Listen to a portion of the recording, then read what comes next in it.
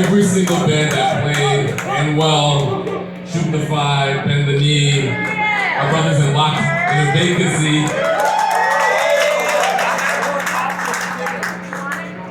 Want to thank all of you, thank every single one of you for coming.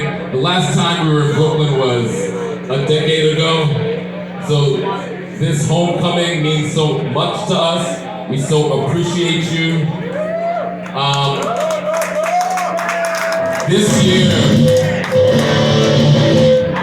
This year will be the 25th anniversary of us releasing a record called Protoculture. Yeah. And we were a lot younger. It's a trip. We're old enough where we have songs that are as old or older than other adults.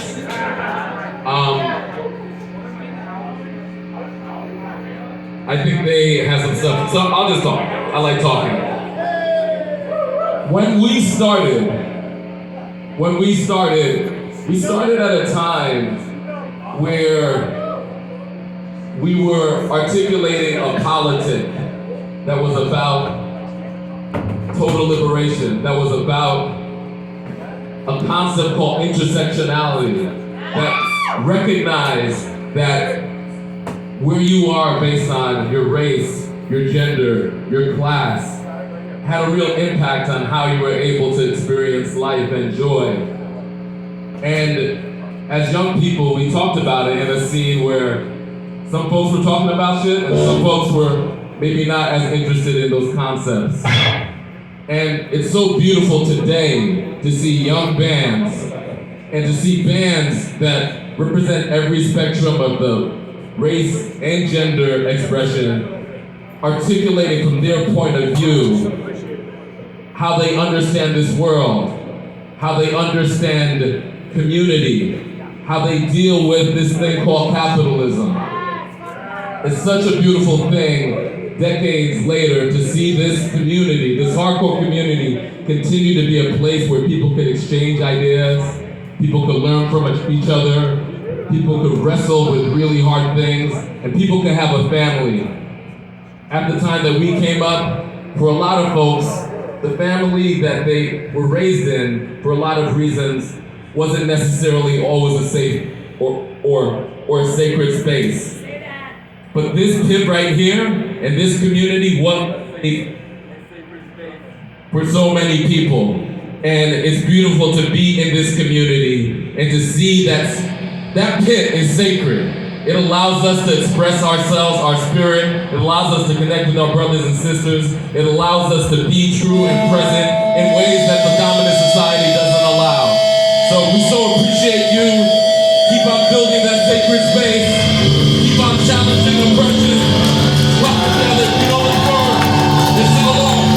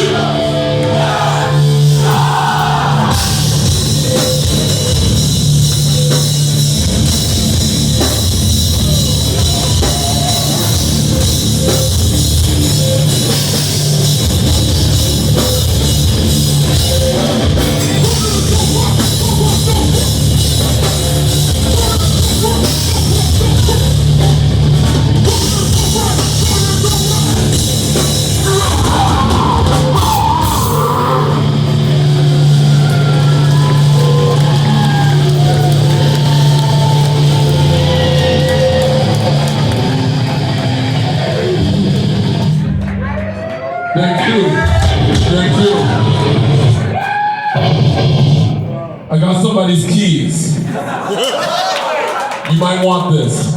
You're just confused. I'm not me. Yo, what's up? There you go. Okay.